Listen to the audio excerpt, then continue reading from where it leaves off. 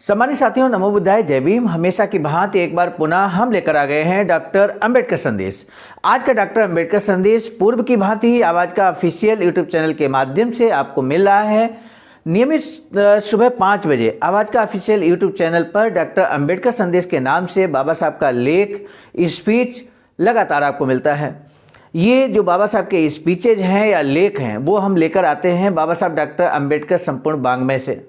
संपूर्ण वाङ्मय हम लोग खुश नसीब हैं कि हमारे बीच में बाबा साहब का साहित्य मौजूद है, जिससे हम बाबा साहब के जीवन संघर्ष को समझ सकते हैं। यदि आप भी बाबा साहब के जीवन संघर्ष को जानना चाहते हैं, समझना चाहते हैं, तो आवाज़ का ऑफिशियल यूट्यूब चैनल को अभी अभी सब्सक्राइब कर लें। यदि अभी तक आपने सब्सक्राइब नहीं किया है हमारे चैनल को तो सब्सक्राइब कर लेंगे, तो जैसे ही डॉक्टर अंबेडकर संदेश या अन्य जो बाबा साहब के मिशनरी कार्यक्रमों को हम अपलोड करते रहते हैं इस चैनल पर, वो आपको ससमय मिलता रहेगा। उसका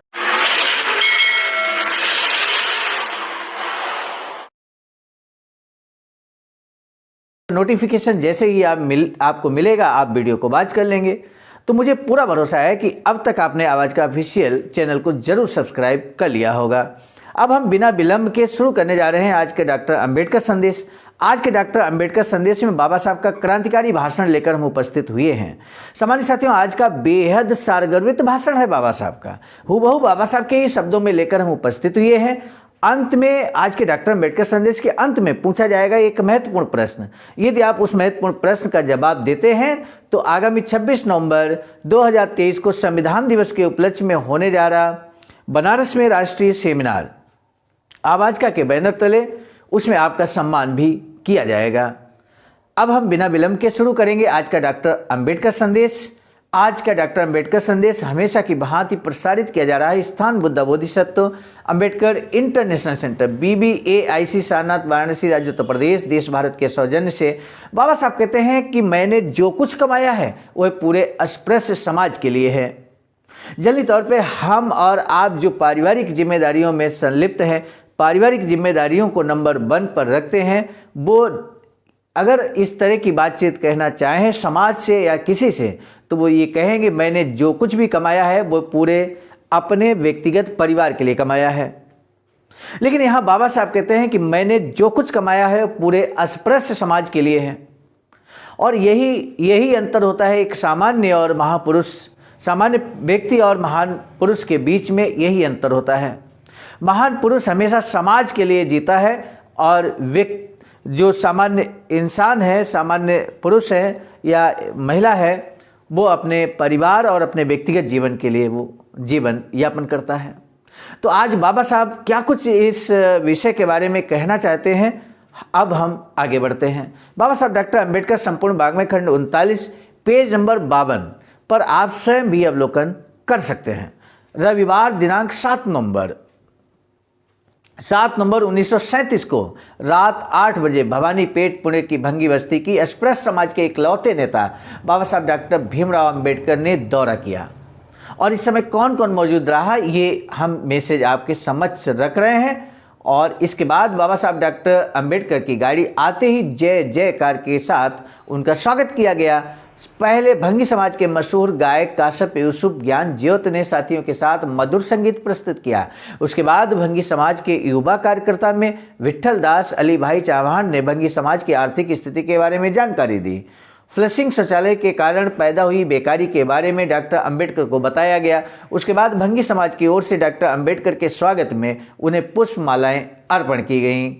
उनके बाद हरिजन हित चिंतक मंडल द्वारा चलाए जा रहे मुफ्त पुस्तकालय की ओर से मंडल के संयुक्त सचिव मेसर्स किशन तुकाराम भोसले ने मंडल और पुस्तकालय की जानकारी दी और पुस्तकालय की ओर से डॉक्टर अंबेडकर को पुष्पहार अर्पण किया। इसके बाद डॉक्टर बाबा साहब अंबेडकर ने अपनी अमृतमय वाणी से वहां इकट्ठा लोगों को तृप्त किया। उन्होंने कहा कि मैंने जो कुछ भी कमाया है वह केवल महारों के लिए नहीं है, वह समूचे अस्पृश्य समाज के लिए। जल्दी तौर पर बाबा साहब जिस समय ये स्पीचेस दे रहे थे 1936 बल्कि 1930 से लेकर 1935-36 के बीच में कई बार कहे अनकहे बीच बीच में कुछ लोगों के द्वारा कुछ गिने चुने लोगों के द्वारा बाबा साहब पर यह आरोप लगाया जाता था कि वो उनका जो आंदोलन है, बाबा साहब का जो आंदोलन है, वो सिर्फ महारों के लिए है, क्योंकि बाबा साहब भी महार जाति से बिलोंग करते थे। तो बाबा साहब हर मौके पर जहां भी इस तरह की चीज़ें सुनने में आती थी बैकग्राउंड से, तो बाबा साहब इस बात को स्पष्ट तौर पर कहते हैं कि हम जो आंदोलन चला रहे हैं वो सिर्फ महारों के लिए नहीं है, बल्कि ये आंदोलन समस्त बहुजन समाज के लिए है। और यहाँ पर बाबा साहब कहते हैं कि ये पूरा आंदोलन जो हमारा है वो समूचे अस्पृश्य समाज के लिए है। जिस प्रकार हम ब्राह्मणों के साथ मिलजुल कर बरतते हैं, उसी प्रकार महार, भंगी और मांगों के साथ मिलजुल कर पेश आए, वरना मैं महारों के लिए कुछ नहीं करूँगा, साथ ही भंगी समाज जैसे कहेगा वही मैं करूँगा। यहाँ पर मुझे ऐसा लगता है और आपने भी इस बात का अंदाज़ा लगाया होगा कि महार निश्चित रूप से भंगी समाज से बर्ताव ठीक नहीं करते होंगे और उनके बीच कुछ भेदभाव जैसी कंडीशन रहती होगी। इसलिए बाबा साहब कहते हैं कि महारों के लिए मैं कुछ नहीं करूंगा अगर वो मिलजुल कर नहीं रहते हैं भंगी समाज के साथ में। इसलिए बाबा साहब कहते हैं कि ऐसी कंडीशन में फिर हम भंगी समाज के साथ हो जाएंगे और वो जैसा कहेंगे हम वैसा ही करेंगे। और इस बात का निश्चित रूप से बड़ा प्रभाव पड़ा सिर्फ महार जाति पर ही नहीं, बल्कि वहाँ पर रहने वाली महाराष्ट्र के अंदर या भारत देश के अंदर अन्य बहुत सारी जो अस्पृश्य जातियाँ थीं, उन पर बहुत प्रभाव इन बातों का पड़ता था। और वो बाबा साहब के कहे के अनुसार अपना बर्ताव करना शुरू कर देते हैं। और यही कारण है कि एक समय आया जब मान्यवर कांशीराम साहब ने आंदोलन चलाया, तो उन्होंने बहुजन समाज एकत्र करके शासन सत्ता भी स्थापित करके दिखा दिया उत्तर प्रदेश के अंदर। सामान्य साथियों, इसलिए जरूरी है कि हम सभी यूनाइट रहेंगे, तो हम संगठित जब रहेंगे तो हम शासन सत्ता भी स्थापित कर पाएंगे। और ऐसा बाबा साहब का भी लक्ष्य था, क्योंकि इसी लक्ष्य को लेकर बाबा साहब ने स्वतंत्र लेबर पार्टी का गठन 1936 में किया था और 1937 में उन्होंने पहला इलेक्शन स्वतंत्र लेबर पार्टी के नेतृत्व में लड़ा था। और निश्चित रूप से उस चुनाव में बाबा साहब ने अच्छा प्रदर्शन किया था, बाबा साहब की पार्टी ने अच्छा प्रदर्शन किया था। और ये सिर्फ यही उद्देश्य था बाबा साहब की, हम राजनीतिक सत्ता को हासिल करें। राजनीतिक सत्ता मिले ना मिले, लेकिन हमारा सामाजिक आंदोलन नहीं रुकना चाहिए, ऐसा मान्यवर कांशीराम साहब का जो संदेश है, इसी संदेश से प्रेरणा लेते हुए आज डॉक्टर अंबेडकर संदेश के माध्यम से ये सामाजिक आंदोलन का ही हिस्सा है कि हम बाबा साहब के साहित्य से, बाबा साहब के जीवन संघर्ष से आपको अवगत कराएं। तो आज का डॉक्टर अंबेडकर संदेश कैसा लगा जरूर बताइएगा। सारगर्भित स्पीच बाबा साहब का था। और आज का पहला प्रश्न है, महत्वपूर्ण प्रश्न है, भंगी समाज के मशहूर गायक का क्या नाम था। दूसरा प्रश्न है, डॉक्टर बाबा साहब भीमराव अंबेडकर के आंदोलन क्या एक जाति एक समाज के लिए, बाबा साहब का जो आंदोलन था वो क्या एक जाति एक समाज के लिए था या समस्त अस्पृश्य समाज के लिए था।